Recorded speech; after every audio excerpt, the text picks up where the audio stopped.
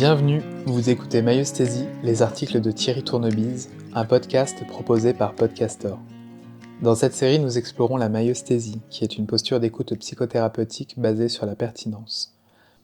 La transposition de l'écrit à l'oral peut nécessiter des différences avec le texte d'origine, l'objectif étant de garder une écoute agréable et fluide sans cependant dévoyer le propos.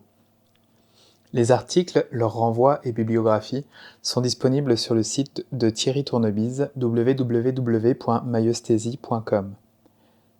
Dans cet épisode, je vous propose la lecture de l'article « Honorer le porteur de symptômes » publié en septembre 2019.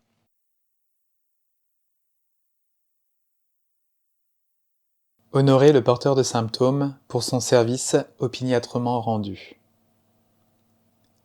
Un symptôme psy se répète souvent pendant une ou plusieurs périodes de l'existence. Peur, phobie, pensée obsessionnelle, ego trop fort ou trop fragile, pulsion, incapacité, addiction, troubles divers, dépression, somatique, etc. Cela signifie que celui que nous avons été au cours de notre vie a plusieurs fois porté un même symptôme. En dépit des apparences, cet inconfort parfois majeur permet de ne pas perdre la trace de ce qui appelle notre conscience. C'est cet aspect inattendu des psychosymptômes que nous aborderons dans les lignes qui vont suivre.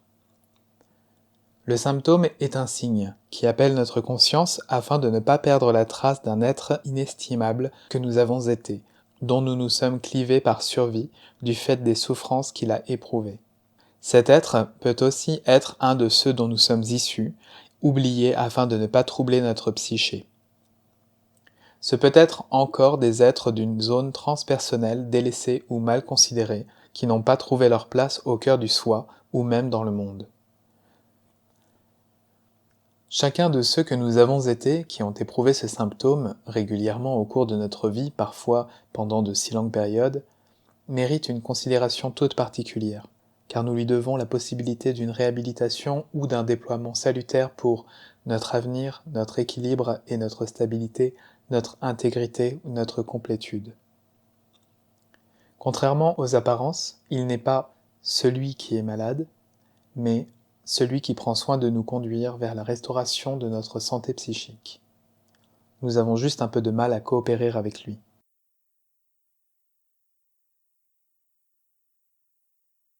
Première partie, le symptôme comme appel. Chapitre 1. Symptômes et pathologie. La première difficulté est de distinguer entre les psychosymptômes et les psychopathologies.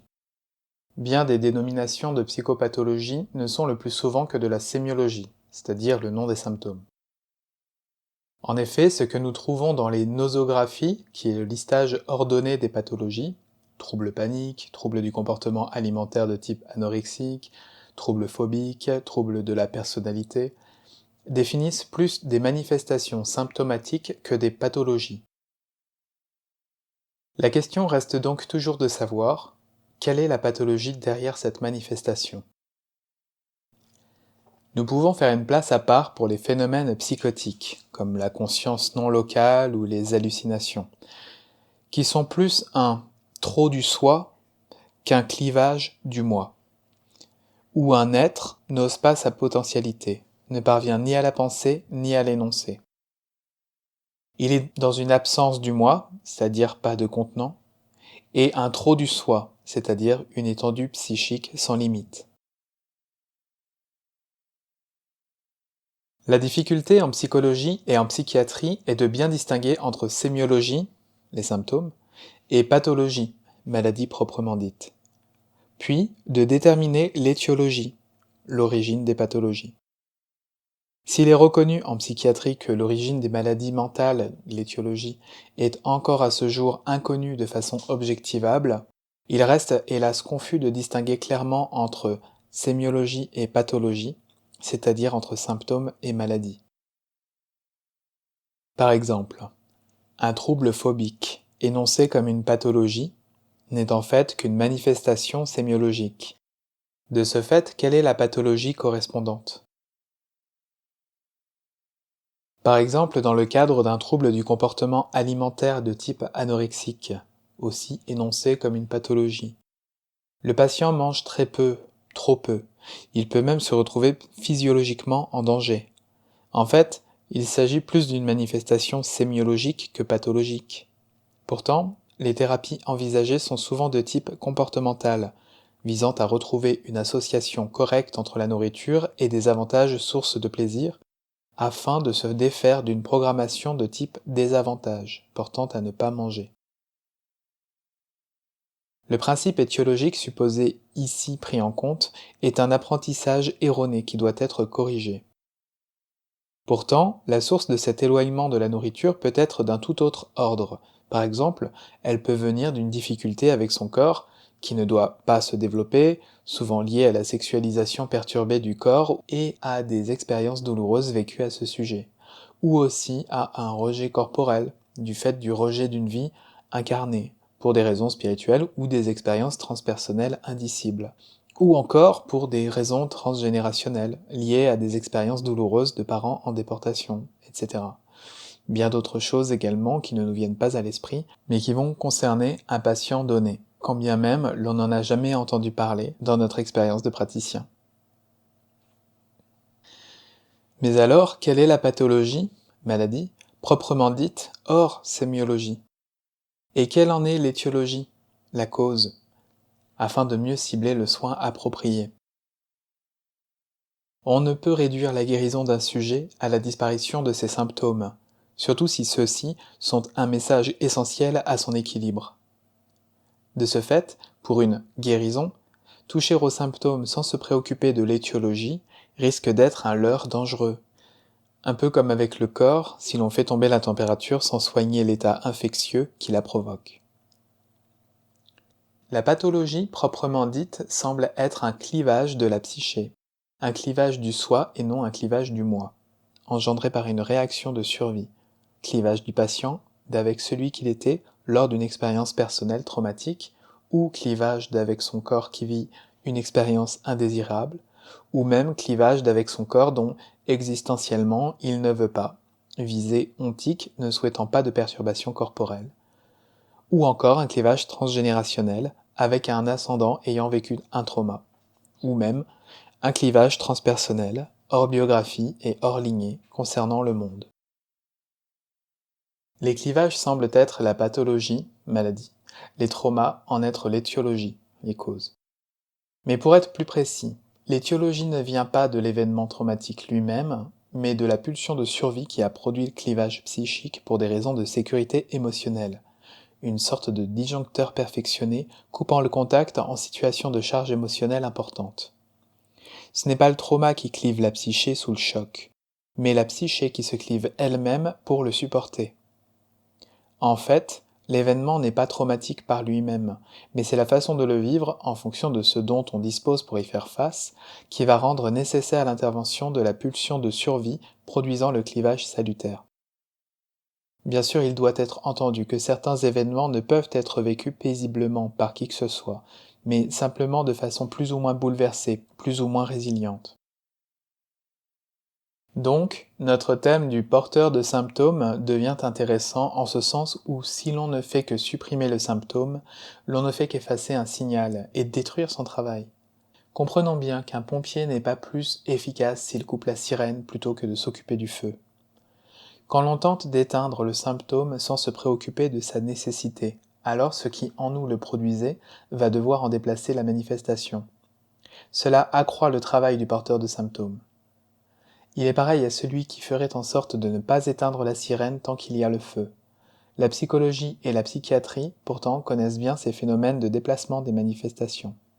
En dépit de cela, trop de praticiens cherchent encore à simplement les effacer, et la littérature n'est pas très riche à ce sujet. Nous trouvons une exception avec le psychiatre Stanislav Grof. Donc citation. Selon ce point de vue, toute tentative pour dissimuler ou soulager des symptômes devrait être considérée non seulement comme une fuite devant le problème, mais encore comme une interférence avec les tendances spontanées à la résolution de l'organisme. Grof, 1996. En fait, les symptômes sont des indicateurs à bichonner car ils appellent la conscience du patient vers ce qui, en lui, attend reconnaissance et validation. Ils sont un peu comme les sonneries personnalisées d'un smartphone qui, avec le type de sonnerie préprogrammée, permettent de savoir qui appelle. Un proche, un membre de la famille, un collègue, un inconnu.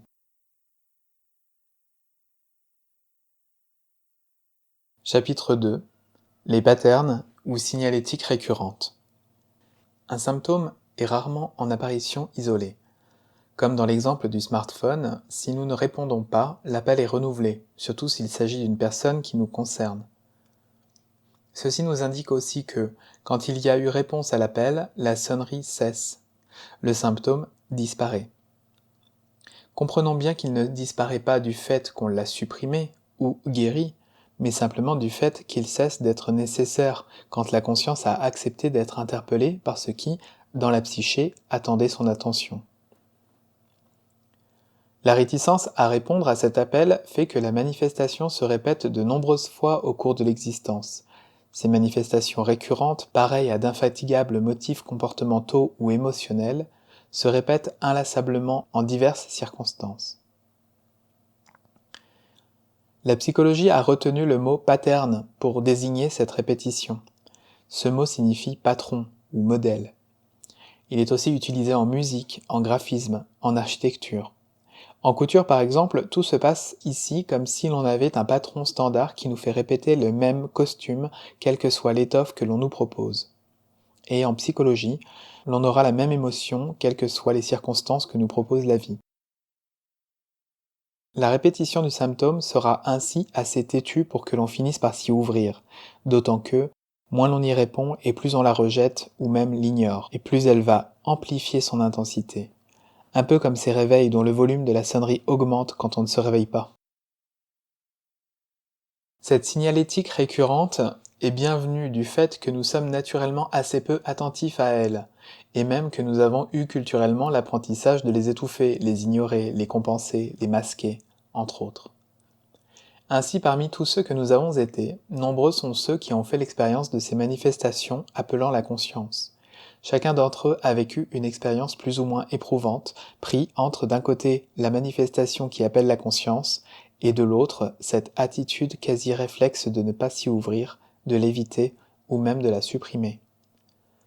Même quand une thérapie est aboutie, nous verrons plus loin ce que peut être une thérapie aboutie, il s'agit de ne pas oublier de prendre soin de chacun des porteurs de symptômes que nous avons été, car ils ont œuvré en vue de cet aboutissement.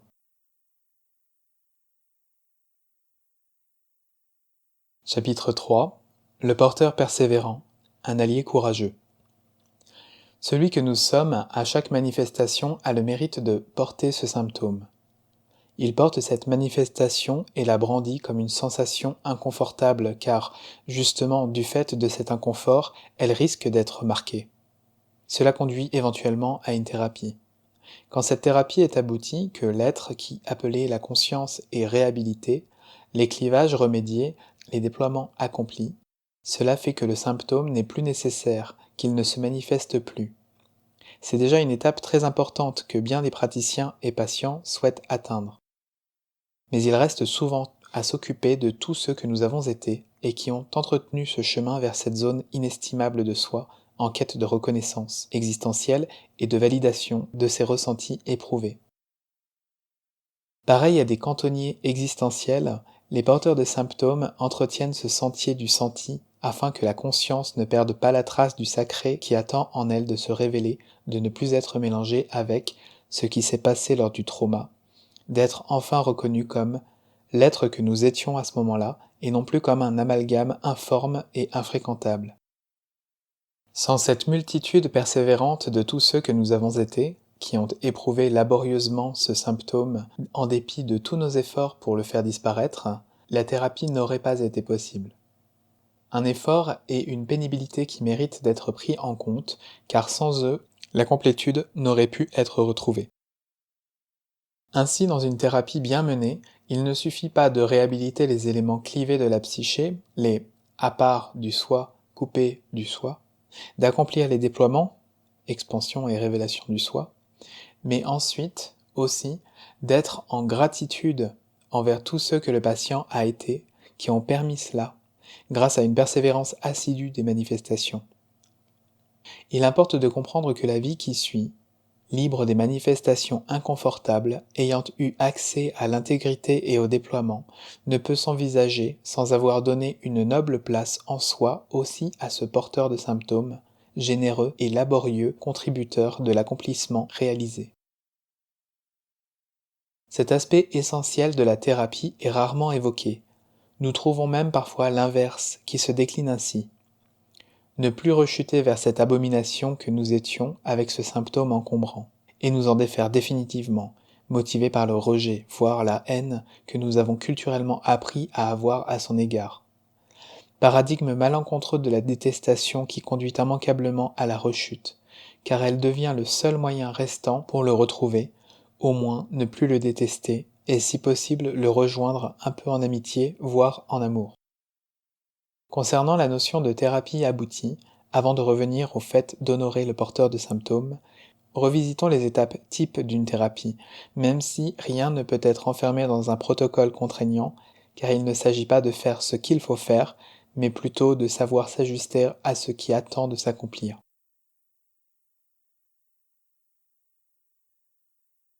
Deuxième partie, la thérapie. Chapitre 1.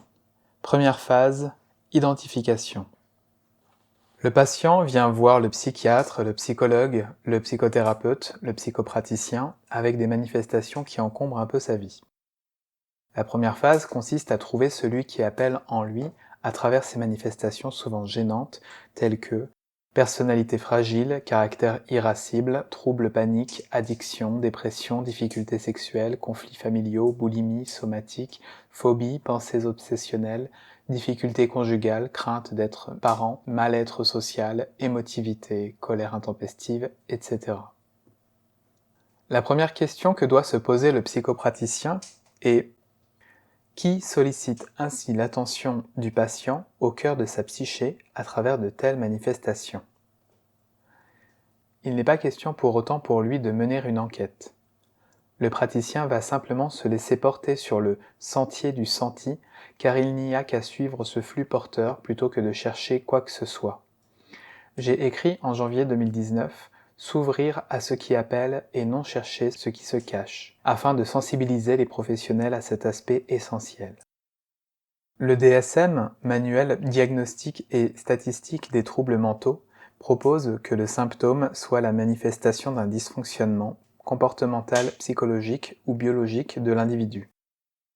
Bien avant, Sigmund Freud a posé l'idée que le symptôme était un moyen de dissimulation nécessitant beaucoup d'ingéniosité chez le psychanalyste pour cerner la profondeur réelle de la problématique. L'on peut pourtant envisager un paradigme différent et même inverse. Le symptôme n'est pas un moyen de dissimulation, mais au contraire, un moyen de révélation. Il ne manifeste pas forcément un dysfonctionnement, mais peut être le signe d'une pertinence à l'œuvre visant à l'accomplissement d'une remédiation ou d'un déploiement. Il ne s'agit là ni d'une simplification, ni d'une tentative de rendre élégante la théorie concernant les symptômes. Il s'agit simplement d'une observation clinique conduisant le plus souvent au résultat attendu, rapidement et sans déplacement. Voir la publication de mai 2015, Psychologie de la pertinence, ou la vidéo sur ce thème. De ce fait, ce qui appelle la conscience du patient à travers son ou ses symptômes sera identifié en écoutant soigneusement la façon dont ils sont ressentis. Ce qui est éprouvé dans le présent par le patient comporte même souvent des analogies avec ce qu'éprouva jadis celui qu'il était lors du trauma qui engendra le clivage. Pour l'identifier, je ne dis pas le localiser car le phénomène n'est pas spatial. Pour l'identifier donc, le praticien conduira son patient à écouter et décrire avec soin ce qu'il éprouve en émotion ou en somatique. De question en réponse et de réponse en question, la précision des ressentis le mène inéluctablement là où sa conscience est attendue. Cela s'appelle en maïeusthésie guidage non directif. Et chez Max Pagès, orientation non directive. Chez les cognitivistes, découverte guidée. Chez les praticiens en focusing, écoute du felt sense. Mais en maïeusthésie, comme en focusing, la finalité est d'identifier ce qui appelle la conscience en quête de reconnaissance et de validation, et non la correction de quoi que ce soit. Cette notion est développée en détail sur ce site dans la publication de janvier 2012, Non-directivité et validation. C'est généralement la partie la plus longue de la thérapie, même si cela peut parfois être très rapide. Le praticien qui pose les questions est continuellement en réjouissance potentielle car, en état de non-savoir, il n'attend pas les bonnes réponses, il s'y attend. Chaque nouveau pas est une avancée. Quoi que réponde le patient, le praticien a confiance dans la justesse de ce qui est énoncé. Même une résistance apparente chez lui n'est qu'un réajustement de la trajectoire venant aider le praticien à gagner en pertinence, en justesse, en proximité. De cette connivence entre le patient et le praticien émerge un cheminement efficient. Il le sera encore plus si le praticien est aussi en connivence avec ce qui appelle la conscience du patient, avant même de savoir de qui il s'agit. Les publications La posture du praticien, décembre 2007, et surtout L'emplacement subjectif du praticien, septembre 2016, traitent en détail de cela. Une fois identifié, celui qui appelle la conscience du patient au cœur de sa psyché, reste à accomplir le moment thérapeutique proprement dit.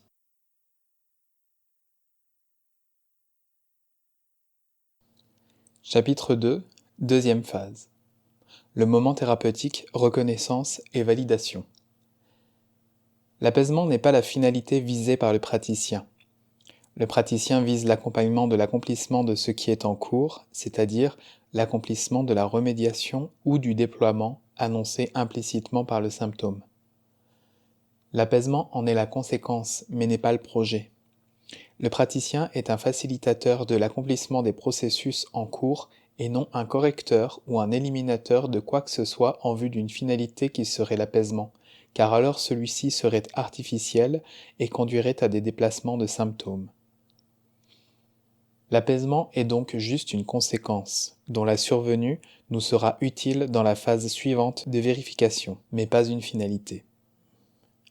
Cet apaisement suit naturellement la phase thérapeutique proprement dite qui doit être distinguée de l'identification qui, elle, n'est source d'aucun apaisement si on n'y ajoute rien. Une fois identifié celui ou celle qui appelle la conscience du patient au cœur de sa psyché, il faut bien comprendre qu'aucune élaboration cognitive ne sera vraiment thérapeutique. Il ne s'agit pas tant ici de comprendre les faits que de rencontrer celui qui les a vécus. Rien ne sert de réfléchir ou de cogiter, il importe plutôt d'accorder de la reconnaissance à cet être et de valider ce qu'il a éprouvé. Celui qui appelle la conscience a donc désormais été identifié. Qu'il se situe dans le passé ou le futur, qu'il s'agisse du corps physique ou d'organes, que ces zones soient biographiques, transgénérationnelles ou même des zones transpersonnelles, le mode opératoire sera sensiblement le même. Il s'agira d'accomplir une reconnaissance avec considération de l'être identifié, parfois plusieurs ensemble, puis une validation de son éprouvé, ou de leur éprouvé s'ils sont plusieurs, en termes de nature, quelles émotions, quelles sensations, et de dimension, à quel point. Il se trouve en plus que le patient, grâce à son symptôme, est devenu un expert de cet éprouvé qui n'a jamais été validé. Tout se passe un peu comme s'il avait passé sa vie à porter un étalon de mesure qui, au moment de la retrouvaille, lui servira à mieux valider l'éprouvé de celui qu'il était et qui appelait la conscience depuis tout ce temps, parfois des décennies, ou même plus en transgénérationnel ou en transpersonnel.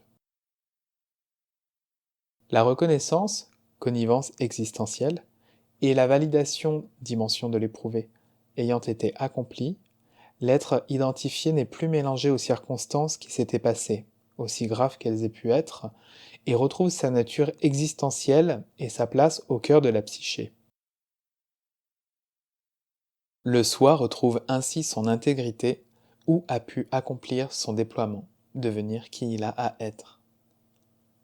La phase thérapeutique est accomplie.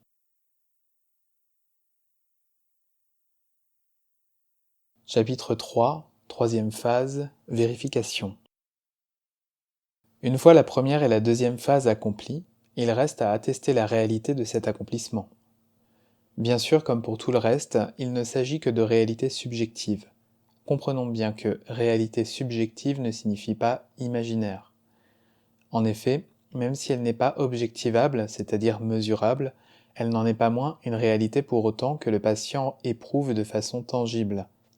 Concernant la délicate notion de réalité, vous pouvez lire la publication d'avril 2018, La réalité, les vérités et le réel. Cette réalité subjective, désormais éprouvée après la phase thérapeutique, sera abordée à 3 endroits distincts, afin de vérifier la justesse de ce qui a été accompli, ainsi que son aboutissement suffisant. Je dis suffisant car il peut y avoir des bonus à découvrir ultérieurement. Premièrement, cela sera abordé au niveau du patient lui-même. Comment se sent-il par rapport à cet être de soi clivé qu'il vient de rencontrer et de réhabiliter ? Si le patient peine à répondre, le praticien sera accompagnant avec un QCM, question à choix multiples, ou une question fermée, réponse par oui ou non. Est-ce comme tout à l'heure ou bien est-ce différent ? Puis si c'est différent de quelle manière ? Plutôt mieux, plutôt moins bien ? Puis selon la réponse, invitation à la précision, mieux de quelle manière ? Afin de boucler la validation de l'accomplissement ou moins bien de quelle manière ? Afin d'ouvrir la nouvelle piste qui attend d'être empruntée. En 2, la même chose sera réalisée avec l'être identifié, biographie transgénérationnelle ou transpersonnelle. Comment se sent-il après ce que nous venons de faire ? Même accompagnement facilitateur en cas de réponse difficile. Puis en 3, enfin la vérification du symptôme initial. La sonnerie de l'alerte appelle-t-elle encore, ou bien n'est-elle plus là ? Ou bien est-elle là différemment ? Toujours le même accompagnement facilitateur en cas de besoin. Dans tous les cas, après un aboutissement, même partiel, il serait incohérent de poursuivre sans le prendre en compte, sans le valider, sans prendre un moment de contemplation de ce qui est accompli. Ne serait-ce que comme un palier pour reprendre son souffle, ou comme un profond moment d'émerveillement face à la pertinence qui s'est réalisée. Comme si l'on avait l'opportunité d'un panorama où la vie s'offre à notre perception subtile.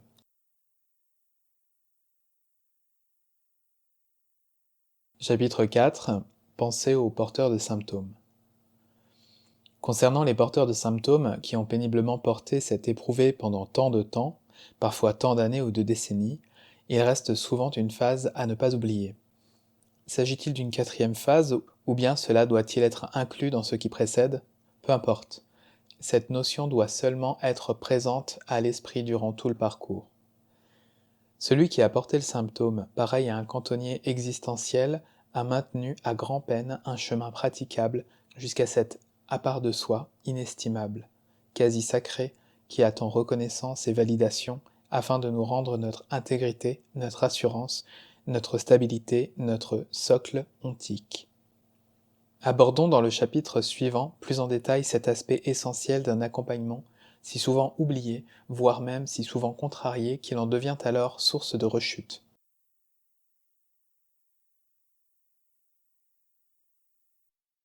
Troisième partie, le porteur de symptômes. Chapitre 1. Libre de la culture de l'effacement. Victimes innocentes d'une culture de la purification, catharsis, de la correction, du combat, de l'élimination, et plus loin de nous de l'exorcisme, nous tombons souvent à notre insu dans un inexorable combat contre le mal. Peut-être aussi avons-nous une empreinte phylogénétique nous plaçant de façon ancestrale en rejet du prédateur, et quand il n'est plus extérieur, il reste le risque d'un prédateur intérieur. Depuis les anciennes méthodes métaphysiques jusqu'à nos contemporaines attitudes plus ou moins fondées scientifiquement, le dogme du combat, de la correction, de la rectification persiste, que les méthodes soient psychothérapeutiques ou chimiques. Dans un tel environnement, envisager le paradigme de la pertinence, de la justesse en accomplissement est presque un défi. Nous devons cependant rester prudents de ne pas opter pour quelque chose qui seulement nous satisferait mieux intellectuellement. Notre axe doit rester empiriquement vérifié. Il ne s'agit pas non plus d'abandonner et encore moins de mépriser les anciens paradigmes purgateurs, mais seulement de ne plus les prendre comme possibilités exclusives.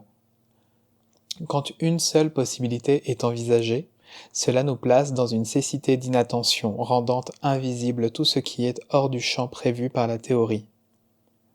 Donc, notre premier pas n'est pas d'abandonner l'ancien paradigme, mais d'y ajouter une nouvelle possibilité, quand bien même celle-ci nous dit le contraire de ce qu'on a toujours cru.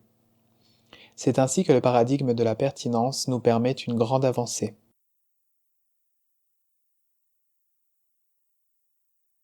Chapitre 2. La résonance sur toute une vie. Nous remarquons empiriquement qu'au cours d'une vie, un même symptôme se répète souvent, les patterns évoqués précédemment. Ce qui fait qu'au cours de son existence, un être traverse régulièrement des interpellations, et cela d'autant plus souvent et fortement qu'il y reste sourd ou tente de les supprimer. Tout se passe comme s'il y avait un épicentre situé là, mais ce n'est pas un lieu, où se trouve cet à part de soi qui nous appelle. L'information s'y déploie sur toute l'étendue de la psyché, afin qu'elle soit perceptible de n'importe où. Un peu comme pour la gravitation en astrophysique, sa portée est infinie, ou un peu comme en mécanique quantique, une sorte d'intrication fait que tout ce qui est concerné est en résonance simultanée, phénomène de non-séparabilité. De ce fait, cette information se trouve à plusieurs endroits de la psyché en même temps, car c'est atemporel. Vous remarquerez que j'utilise des mots inadaptés pour désigner quelque chose qui n'est pas spatial. Où, là, endroit, étendu. Mais notre intellect n'a pas prévu de mots pour évoquer cette contemporanéité de phénomènes originaires de différentes époques, ni la possibilité que des éléments soient distincts sans pour autant se trouver en des lieux différents. Ce phénomène de résonance maintient le symptôme actif en différents endroits de la vie afin que le signal ne soit pas perdu. Cela fait de chacun de ceux que nous avons été lorsqu'ils se manifestent un porteur de symptômes. Sans le savoir, ce porteur de symptômes garde disponible le chemin que nous n'empruntons pas, en vue d'une opportunité qui le permettra ultérieurement.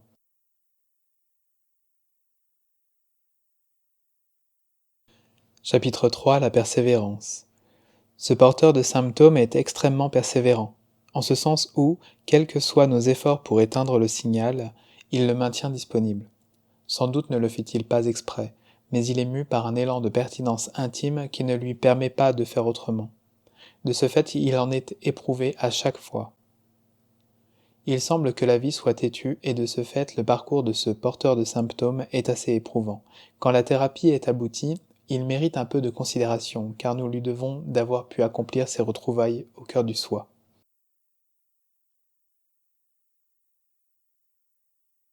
Chapitre 4. L'aboutissement. L'aboutissement est marqué par l'apaisement et la disparition du symptôme après que la remédiation ou le déploiement soit accompli. Le sujet se sent plus lui-même et plus en paix, sans artifice d'aucune sorte. C'est comme un souffle existentiel qui s'accomplit dès que l'énergie, telle une danseuse, lâche sa chorégraphie sur la musique de la vie. L'existence se déroule ainsi, un peu comme un ballet de pertinence où les postures purgatives apparaissent comme des faux pas, où la musique ne se décourage pas et continue son invitation à danser.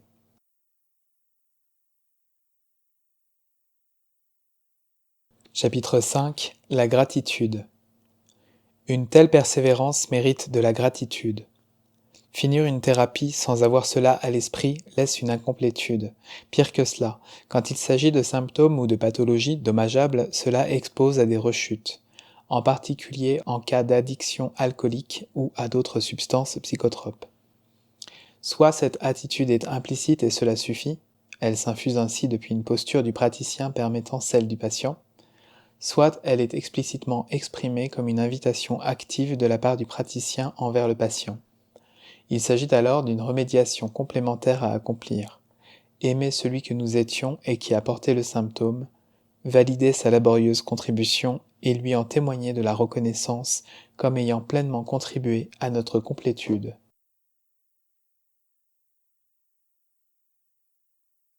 Quatrième partie. Le clivage et le porteur de symptômes. Chapitre 1. Le temps du clivage et la sémiogénèse. Au premier instant du trauma, par réaction spontanée de survie, un clivage se produit au sein de la psyché. Une sorte de « à part de soi » se distingue, s'efface, se dissimule un peu à l'écart du soi. Ainsi, la psyché s'autoclive par survie face au trauma. Rappelons-nous que ce n'est pas le trauma qui la brise, mais sa propre pulsion de survie qui la clive face au trauma, afin de préserver un équilibre optimum. Sándor Ferenczi, psychanalyste contemporain de Freud, avait remarqué ce phénomène, cité par Nathalie Zajd dans un ouvrage coécrit avec Toby Nathan. Ouvrez les guillemets, citation. Une partie de l'être reste en éveil tandis que l'autre, la partie sensible, disparaît littéralement sous le choc. Il est devenu deux. Nathalie Zajd, 2012. Ce clivage est d'un côté salutaire. Le tout est préservé d'une émotion localement trop intense, mais d'un autre, il prive le soi d'un élément sans lequel il perd sa complétude. Cette complétude ne sera pas retrouvée en racontant la circonstance traumatique. Là aussi Ferenczi a remarqué, ouvrez les guillemets, à quoi bon réveiller les vécus douloureux si c'est pour leur conférer une nouvelle recrudescence, fermez les guillemets. Ainsi, il ne s'agira jamais de raconter ce qui s'est passé, sauf peut-être en defusing, juste après le trauma, mais plutôt de rencontrer celui que nous étions et qui l'a éprouvé, voir la publication de mai 2017, post-traumatique. Dans l'après-clivage, aussitôt, une pulsion de vie s'enclenche pour ne pas perdre cette à part de soi, elle produit le symptôme. Nous avons là une sorte de sémiogénèse. Par ce moyen, le jour venu, quand une nouvelle maturité le permettra, une restauration ou remédiation pourra s'accomplir. Une fois le contact restauré entre le soi et cette à part de soi, la pulsion de vie cesse de manifester le symptôme qui n'a plus lieu d'être.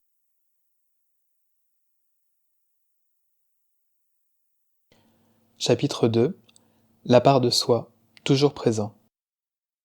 Il importe de comprendre que, chez le patient, cette à part de soi, l'être clivé, vers lequel pointe le symptôme, est là tout au long de la vie.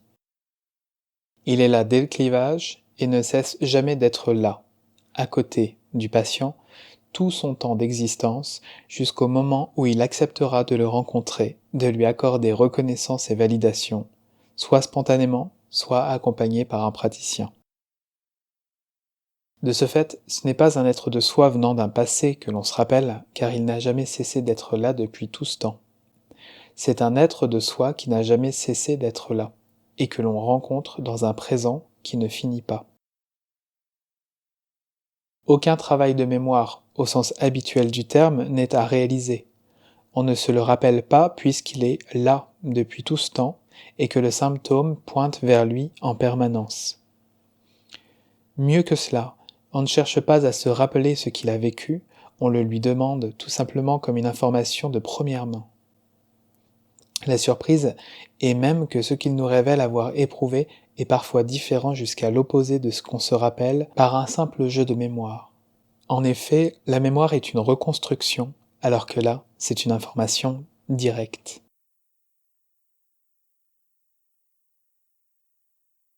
Chapitre 3. Un maître de cérémonie consciencieux.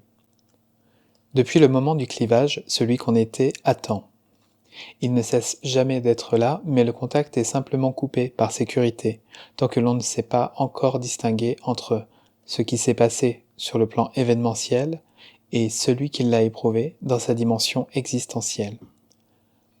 Alors celui que l'on est, à chaque manifestation symptomatique de notre existence, veille involontairement à la commémoration régulière de celui-ci qu'on était, afin de ne pas manquer un jour de le retrouver et de l'accueillir dans le chez-soi d'humanité de la psyché.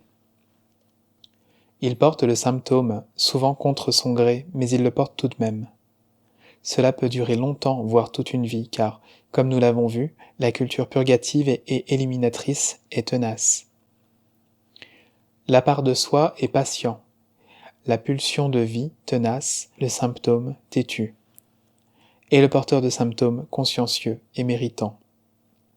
Tant d'efforts éprouvés afin que les commémorations soient efficientes, que la remédiation ou le déploiement puissent un jour s'accomplir, tant de contributions méritent un peu de considération.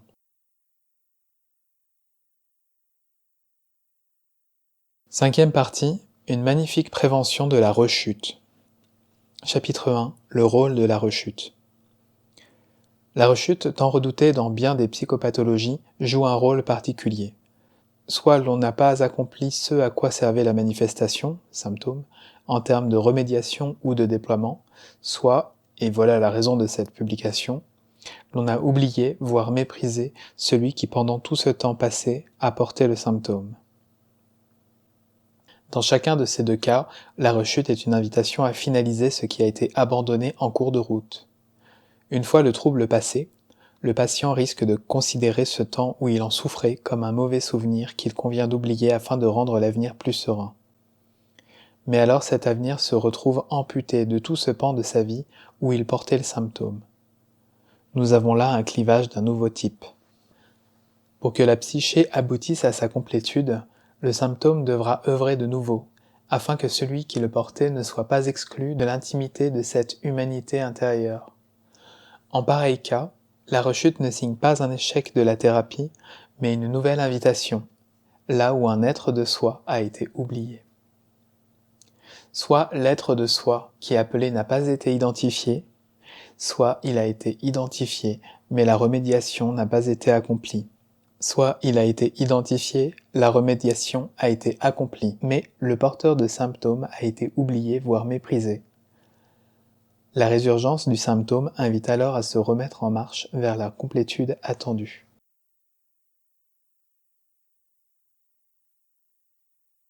Chapitre 2. Le symptôme n'a pas de propriétaire. L'attention du praticien se porte vers les êtres en priorité.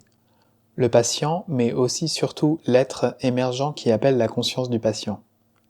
Cet être émergent est même propriétaire, et le praticien est censé être en connivence avec lui. Il ne doit pas non plus oublier que le porteur de symptômes, c'est-à-dire celui que le patient a été sa vie durant, détenteur de cet outil de mesure et d'orientation qui permettra de retrouver et de valider celui qu'il était, clivé depuis tout ce temps. Cette sensation ressentie pendant tout ce temps, le symptôme, est un outil de mesure et un indicateur. Il n'appartient à personne et n'est aucunement à rendre à qui que ce soit. Le symptôme n'est la propriété de personne. Il n'est là que pour permettre un chemin entre deux êtres dont dépendent la complétude du soi. Quand ce travail est accompli, il disparaît naturellement et il n'y a à se débarrasser de rien, ni à rendre quoi que ce soit à qui que ce soit, si ce n'est peut-être de lui rendre un hommage pour ce service inestimable qu'il a rendu. Sa source en est uniquement la pulsion de vie qui, garante de la complétude et de l'intégrité, le produit à des fins de remédiation. Les thérapies où l'on invite à rendre ce ressenti à son propriétaire, par exemple un aïeul qui a été clivé du fait de son vécu éprouvant, sont quelque peu maladroites, peut-être même parfois dangereuses. En effet, le symptôme n'appartient pas à cet aïeul qui a eu le ressenti. Émis par la pulsion de vie, il a juste permis de le retrouver pour lui accorder la reconnaissance qui lui revient avec justesse et pour valider son ressenti dont personne n'a pris la mesure effective. Le lui rendre est déplacé, quand bien même cela se ferait avec gentillesse. Effectivement, le vécu éprouvé par cet aïeul lors de son époque est bien le sien, mais pas celui du symptôme. Celui du symptôme n'est qu'un médiateur qui n'appartient à personne en particulier. Il est juste un moyen permettant une remédiation en vue d'une complétude de la psyché, que ce soit au niveau biographique, au niveau transgénérationnel ou au niveau transpersonnel. Chapitre 3. Exemple. Nous pouvons illustrer le phénomène du porteur de symptômes à travers les 3 exemples suivants, très différents les uns des autres. Juste 3 exemples pour décrire un phénomène qui concerne quasiment toutes les situations. Exemple avec une dépendance alcoolique. La nécessité d'honorer le porteur de symptômes est particulièrement forte dans le cas de l'addiction à l'alcool. L'alcoolisme peut être un symptôme vrai, pointant dans une zone de la psyché où une remédiation est attendue, ou un symptôme écran, venant cacher ou anesthésier un symptôme vrai, insupportable, phobie, deuil, etc. Et dans ce dernier cas, il ne s'agit pas de s'occuper de la dépendance alcoolique, mais plutôt du symptôme vrai qui se trouve derrière le symptôme écran qu'est l'alcoolisme. Dans le cas d'une addiction alcoolique, symptôme vrai, j'ai vu des patients qui, en pensant à l'alcool, voient par exemple aussitôt un père ou une mère qui étaient eux-mêmes en dépendance. À ce stade, il y a au moins 2 pôles à considérer. la reconnaissance de l'enfant qui était le patient face à ce père ou à cette mère, et la validation des éprouvés de celui-ci. Mais aussi le patient faisant équipe avec l'enfant qu'il était. Ils auront ensemble un regard envers le parent. Ils auront ensemble, chacun seul le peut difficilement, mais à deux cela devient possible, une écoute attentive, une reconnaissance de l'être qu'était le parent, parfois jusqu'à son enfance, et une validation de ses ressentis éprouvés. À supposer que tout ce parcours ait été accompli de la meilleure façon qui soit, et le sevrage réalisé, il reste un point capital. Que faisons-nous de celui qui était le patient dans la période alcoolisée ?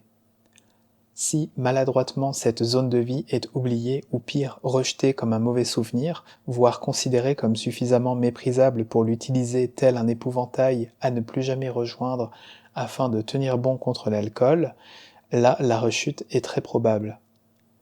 Dans l'exemple proposé ci-dessus, celui qui a été le patient durant toute sa période alcoolisée a gardé le chemin vers cette réhabilitation du parent.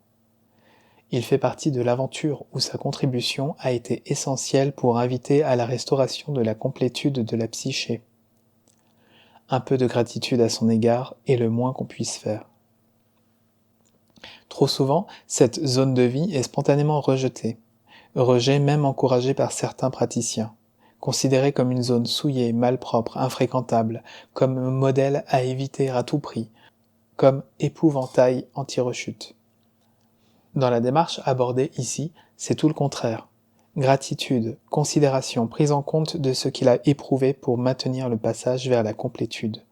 Ce valeureux cantonnier du sentier existentiel, ayant œuvré à grand-peine, en effort et en souffrance, pour que nous ne perdions pas la trace de l'essentiel, ici rencontre du parent, jusqu'à ce que la conscience s'y ouvre. La présence dans la psyché de ce porteur de symptômes à sa juste place permet une complétude bienveillante d'où personne n'est exclu. Les rechutes ne sont plus nécessaires pour remédier à son absence. Le soi doit être en complétude afin que la pulsion de vie n'ait plus à produire de symptômes, et le porteur de symptômes qui a œuvré tout au long de la vie doit faire partie de cette complétude. Exemple avec une personnalité en manque d'assurance. Un patient se plaint de manquer d'assurance. Le guidage non directif nous conduit à un enfant dont tout le monde se moque, d'où une période plus que douloureuse. Il peine à accorder la moindre reconnaissance à cet enfant car il lui en veut de ne pas s'en être mieux sorti face aux autres, et considère que c'est de sa faute s'il est ainsi aujourd'hui en tant qu'adulte. Donc le chemin se fait progressivement, puis finalement aboutit à la réhabilitation de cet enfant. Les 2 premières phases de la thérapie sont alors accomplies. Reste tout de même à considérer celui qu'il a été sa vie durant, avec ce manque d'assurance, en mémoire de cet enfant. Il ne s'agit pas de s'en débarrasser comme d'un mauvais souvenir, mais de l'honorer comme ayant permis de ne pas perdre la trace de cet enfant initial.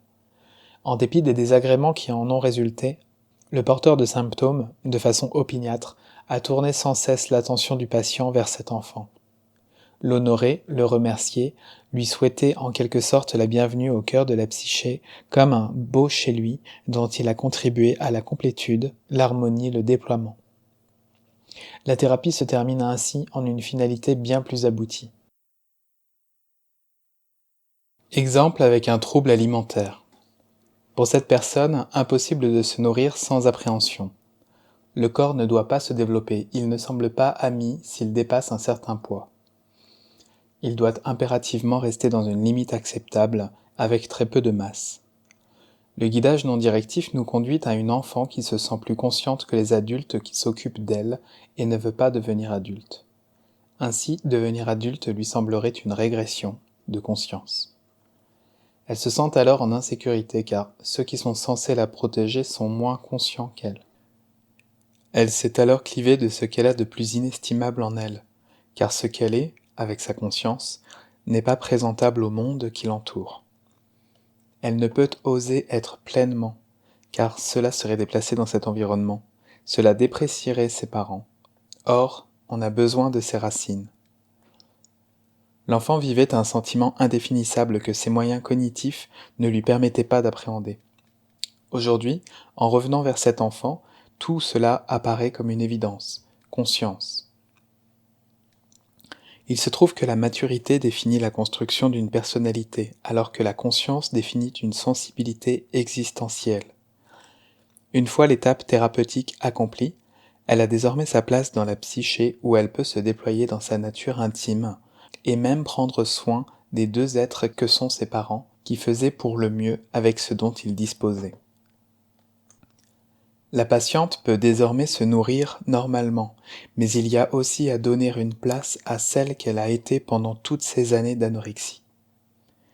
Ne voulant pas que son corps se développe, elle montrait en permanence sa réticence à être au monde sous peine de régresser en conscience.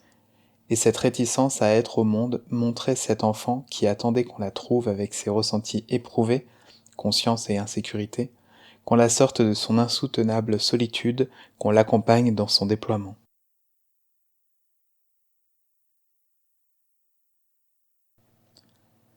Chapitre 4. Systématique ou implicite.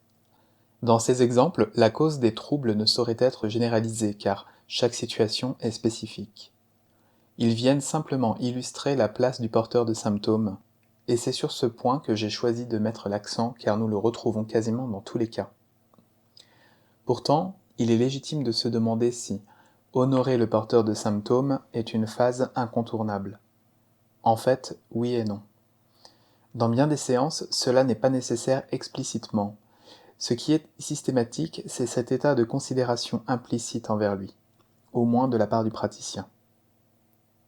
Concernant le patient, une fois remédiation ou déploiement accompli, symptômes disparus, il n'est pas envisageable que le patient aboutisse à un mépris de celui qu'il était lorsque ce symptôme se manifestait dans sa vie.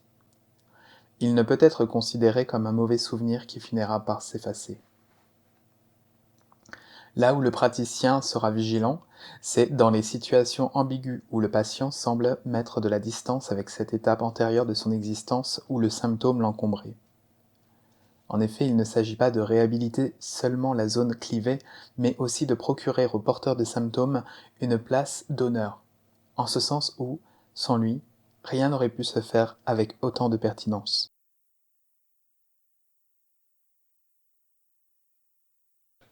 Chapitre 5. Le cantonnier existentiel. Pour terminer ce texte, je rappellerai cette dimension exceptionnelle du porteur de symptômes. Il entretient le chemin qui conduit à un endroit inestimable de la psyché.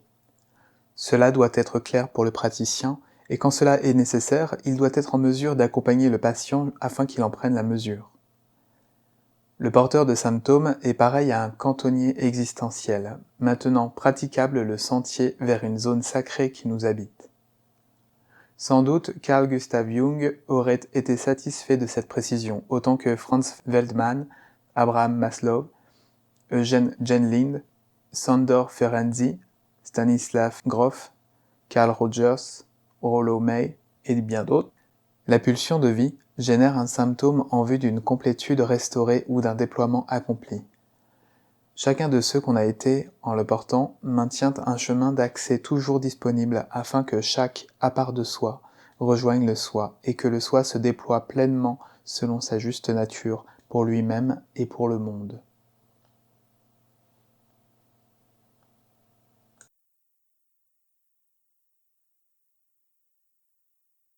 Voilà, vous venez d'écouter le 4e épisode de cette série de podcasts sur les articles de Thierry Tournebise. Vous pouvez retrouver toute la bibliographie et de nombreuses publications à votre disposition sur son site www.myesthesie.com. Moi je vous remercie d'avoir écouté cet épisode, passez une bonne semaine et à bientôt.